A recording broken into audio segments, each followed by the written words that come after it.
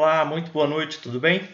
Vamos começar então hoje, agora, dando continuidade nas nossas exposições, o Sermão Escatológico de Jesus, no capítulo 24 de Mateus.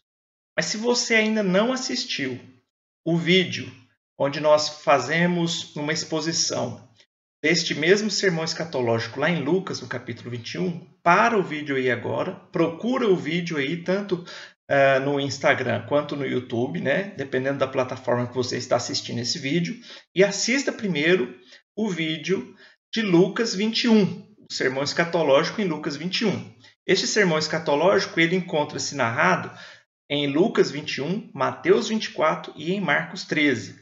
Nós iremos fazer um estudo de Lucas e de Mateus. O de Lucas já foi feito e está postado, por isso que eu estou falando para você parar e assistir primeiro o de Lucas, porque muitas das coisas que nós vamos falar aqui agora em Mateus, nós vamos nos referir a esse primeiro vídeo, tá bom? Pois bem, vamos lá então. Minha tela vai apagar aqui agora e a gente já vai direto lá para o slide, para começar o sermão escatológico de Jesus no no Evangelho de Mateus, no capítulo 24. Pois bem, então é assim que nós iniciamos. Mas, como nós já fizemos da primeira vez, a gente tem que traçar uma linha do tempo, uma timeline, para a gente desenvolver o nosso raciocínio e para a gente colocar os eventos narrados por Jesus dentro de uma linha do tempo para que a gente possa se situar, ok? Apesar de que isso não é tão fácil assim. Primeira item que nós colocamos na nossa linha do tempo, e nós vamos partir do ponto da cruz. Nós vamos partir da morte de Jesus. Depois, nós iremos abrir aqui um período que nós podemos chamar de um período apostólico, que vai desde a expansão ali da primeira igreja primitiva até a queda de Jerusalém. Então, essa data, 70 depois de Cristo, é um marco e é um período em que nós fazemos um corte temporal, porque o sermão escatológico de Jesus, em todos os evangelhos, ele faz menção específica ao evento da queda de Jerusalém. Então, neste ano 70, houve a queda de Jerusalém, por isso nós colocamos esse item como um marco na nossa linha do tempo. Depois nós temos um outro marco, que é aquilo que nós chamamos de tempo da graça ou dos gentios. Esse período, ele é o período em que nós estamos vivendo ele hoje, né? É o período que nós estamos presenciando hoje. Ele vai até o período da grande tribulação. Então, o período da graça dos gentios, ele vai até o início da grande tribulação, que é de 7 anos. Tem aqui essa pequena divisão de 3 anos e meio mais 3 anos e meio, porque nós pegamos a referência lá de Daniel capítulo 9, né? Que a última semana seria dividida em 2 partes. Depois eu tenho um outro marco, que é um marco também inequívoco em todas as posições, que é a segunda vinda de Cristo. Aliás, uma das bases da nossa fé cristã é que Cristo morreu, mas que ele virá. Ele morreu, ressuscitou e subiu aos céus, mas ele vai vir. Ele virá ainda para buscar a tua igreja. Então, este ponto é um ponto inequívoco em todas as teorias escatológicas, a segunda vinda. Depois nós também temos um período chamado milênio, que todas as posições escatológicas creem no milênio. Mesmo aquela posição chamada de amilenista, ela também crê no milênio. Ela apenas diz que o milênio não é literal de 1000 anos, né? Mas na igreja brasileira, as duas doutrinas que prevalecem é a doutrina pré-milenista histórico e os pré-milenistas dispensacionalistas, que creem no milênio literal de 1000 anos. Depois eu tenho um outro marco, que é o trono, né, o grande trono, o juízo de Deus, e logo depois a eternidade. Então, estes são os marcos que nós vamos utilizar para a gente entender o sermão escatológico de Jesus em Mateus 24. Próximo passo agora, a gente já abre então lá em Mateus 24, para a gente entender o que estava acontecendo.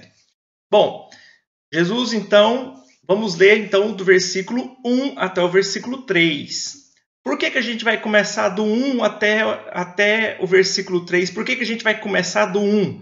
É porque nós não conseguimos entender aquilo que Jesus está dizendo se a gente pegar textos isolados. Aliás, muitas das heresias e dos erros teológicos que são propagados hoje em dia é justamente pelo fato de que as pessoas pegam um texto isolado, fora do contexto maior, e acabam confundindo e criando heresias e erros teológicos gravíssimos, né? Então, uma das regras básicas da hermenêutica é você entender o texto dentro do seu contexto maior. Por isso que nós vamos, então, começar do versículo 1.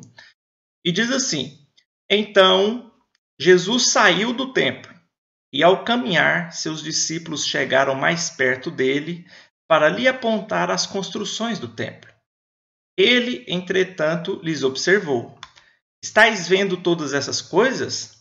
Com toda certeza eu vos afirmo que não ficará aqui pedra sobre pedra, pois que serão todas derrubadas.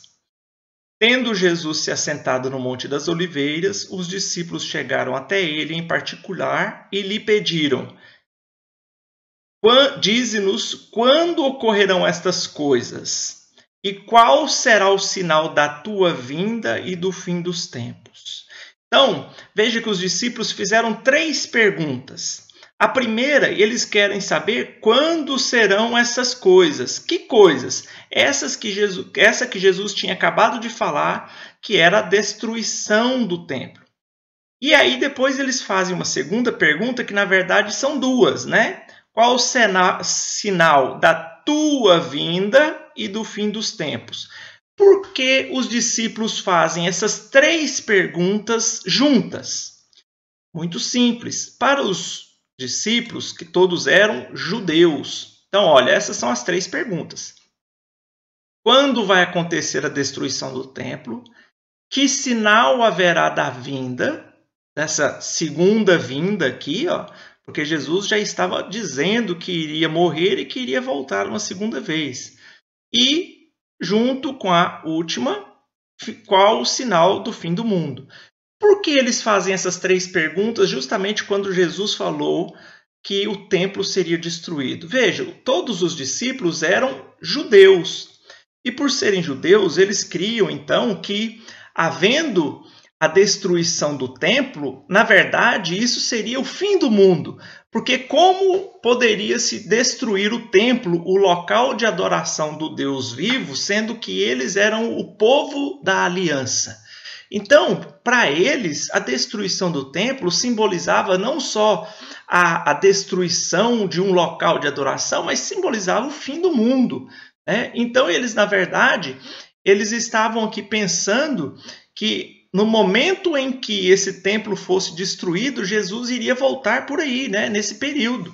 Então, por isso, eles fazem essas 3 perguntas, né? Então, veja, todo o capítulo 24 de Mateus agora, Jesus vai responder essas perguntas. Todo o capítulo 24, Jesus passa, então, respondendo essas 3 perguntas. Então, a gente vai observar o que Jesus disse no restante dos versículos. Então, vamos lá lembrando, sempre as 3 perguntas estão aqui em cima, porque são elas que irão nortear as respostas. Você só entende o que está escrito nas respostas se você sabe o que Jesus está respondendo, que são as perguntas. A partir do versículo 4, nós lemos, então, Jesus respondendo. Olha só, e Jesus respondendo. Então, Jesus passa a responder a essas perguntas.